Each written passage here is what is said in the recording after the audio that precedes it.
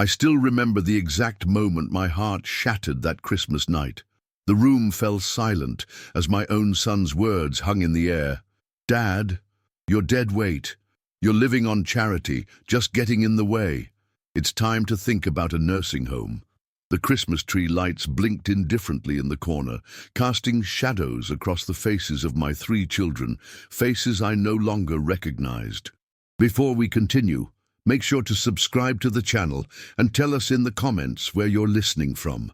My name is George Harris. For most of my 72 years, I've been known around town as Old George from the sawmill. Nothing special, just a hard-working man who owned a modest lumber operation on the outskirts of Millfield, Pennsylvania. At least, that's what everyone thought, including my 3 children, Michael, Jennifer, and Robert. I became a widower at 53 when my wife, Margaret, lost her battle with cancer. She was everything to me, my compass, my confidant, my heart. When she passed, something inside me died too, but I couldn't afford to grieve properly.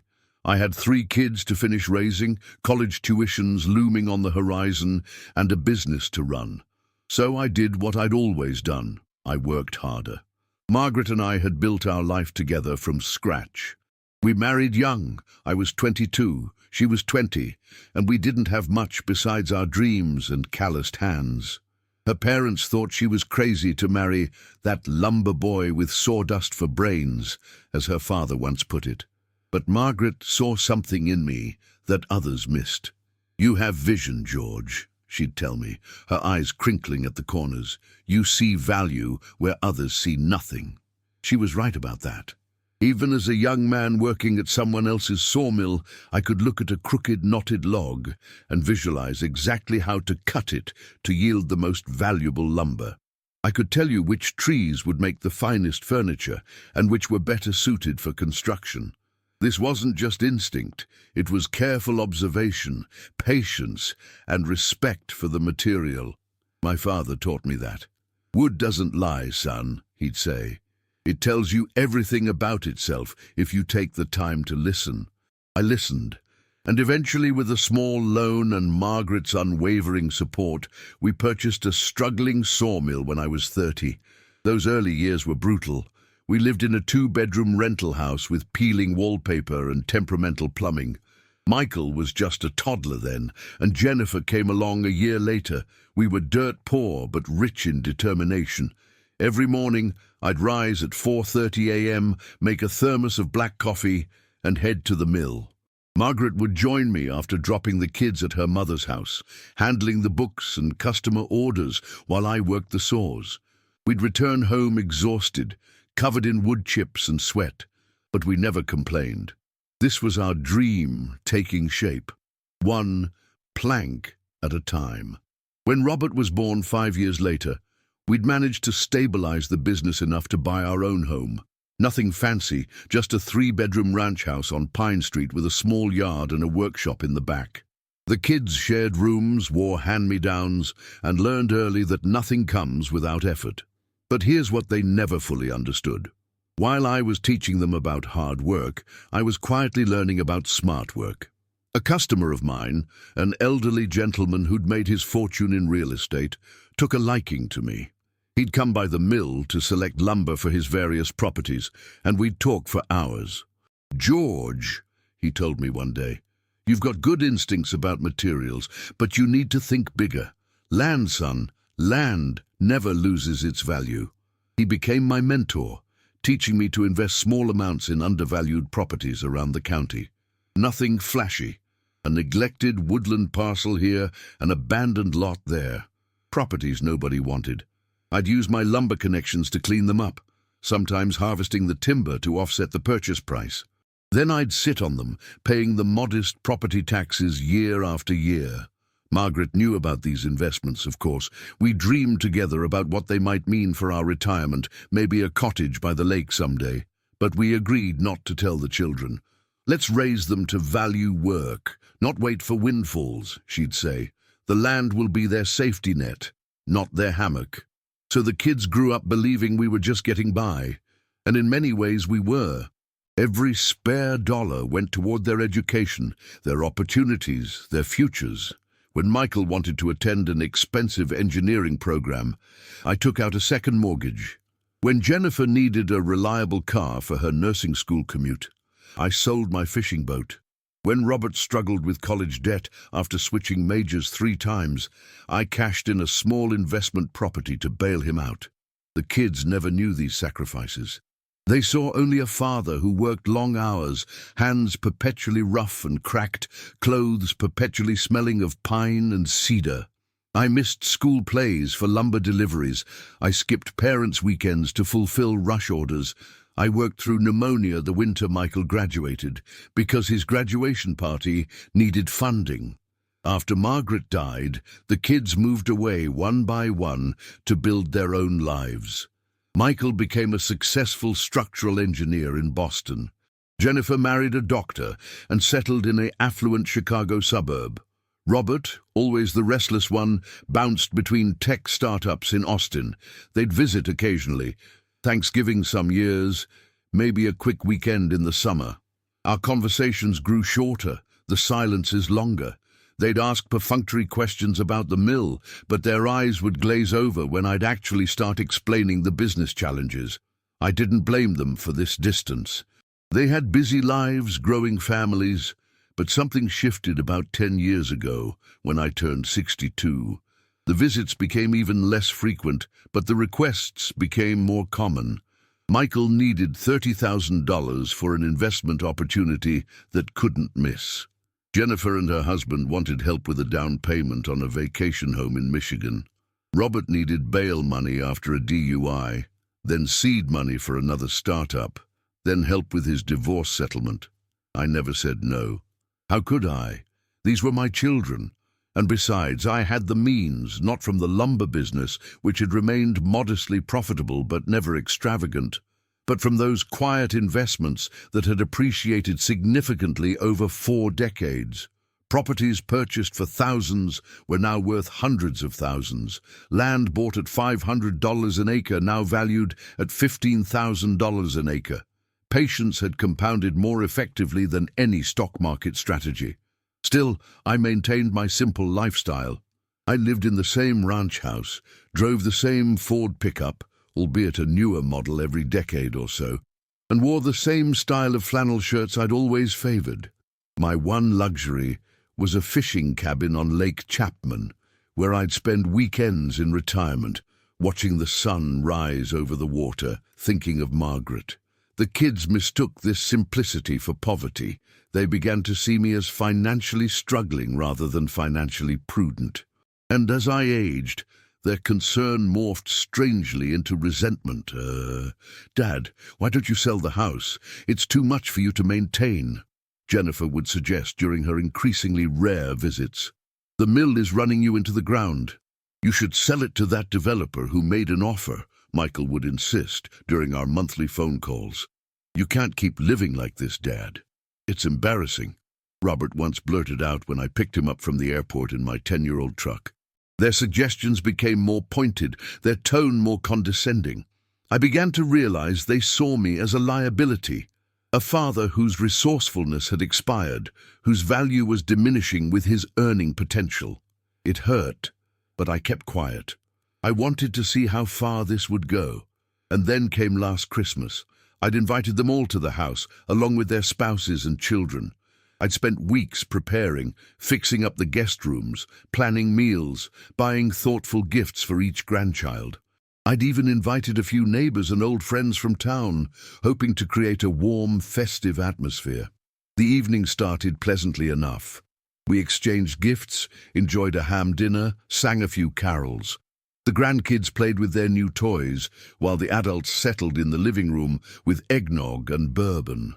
The conversation drifted to practical matters: Jennifer's kitchen renovation, Michael's promotion, Robert's new girlfriend. Then Michael cleared his throat and exchanged glances with his siblings. "Dad, we've been talking, and we think it's time to discuss your situation." "My situation?" I asked, genuinely confused.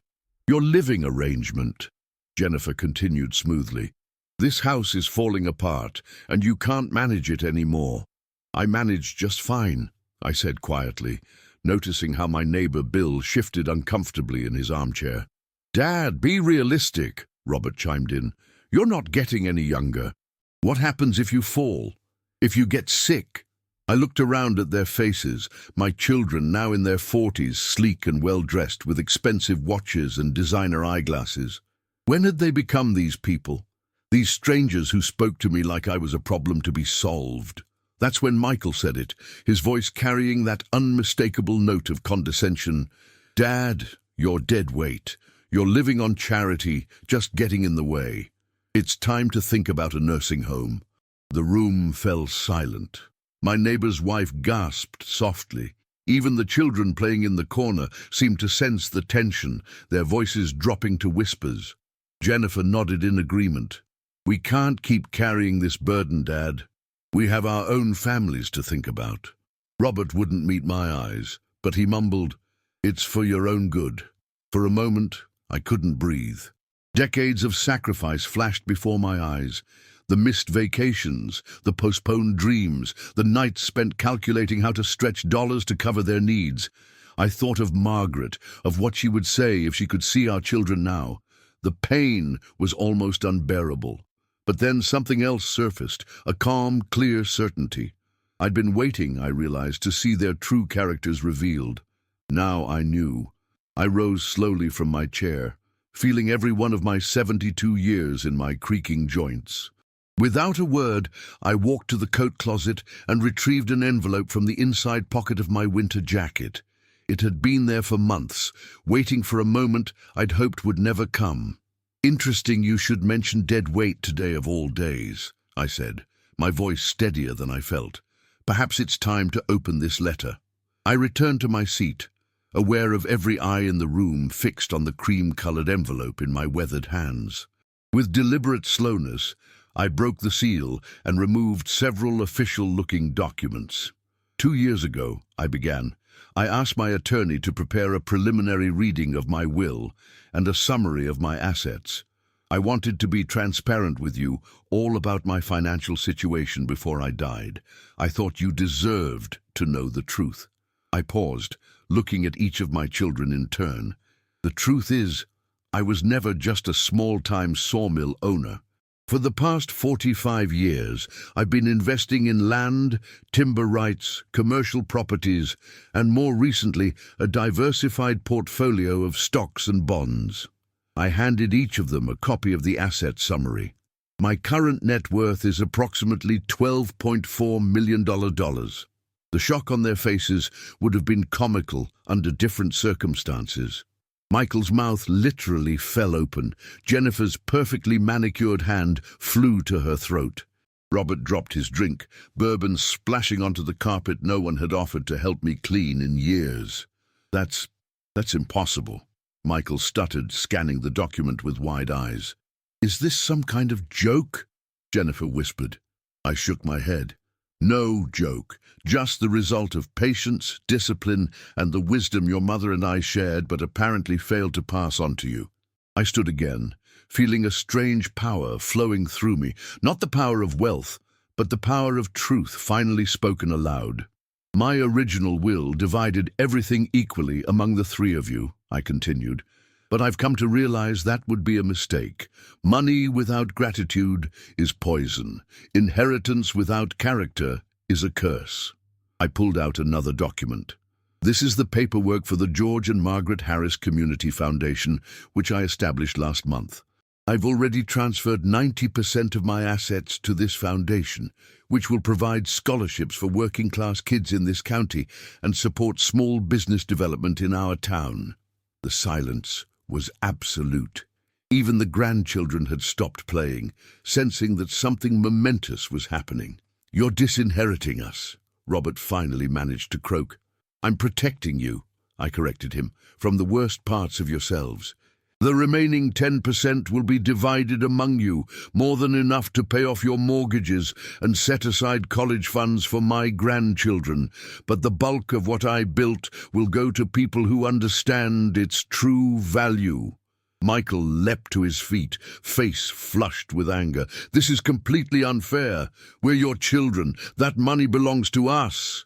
"Does it?" I asked quietly. "What exactly did you do to earn it, Michael, besides calling your father deadweight in his own home on Christmas Day?" Jennifer began to cry, mascara streaking down her cheeks.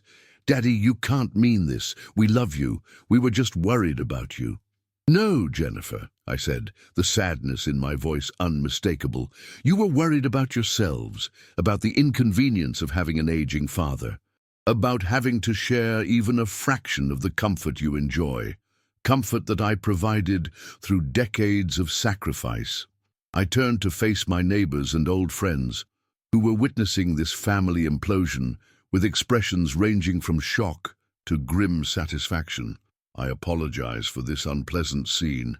Please know you're always welcome in my home, even if my children no longer are." Then I looked back at my stunned offspring. "I think it's time for you all to leave. I'd like to enjoy what's left of Christmas in peace." What followed was chaos. Jennifer sobbed hysterically. Michael threatened lawsuits. Robert fell to his knees, literally begging me to reconsider. Their spouses tried to intervene, alternating between apologies and justifications. The grandchildren, confused and frightened, began to cry. Through it all, I remained standing, a stillness at the center of the storm. Eventually they left, not because they accepted my decision, but because I simply stopped responding to their protests.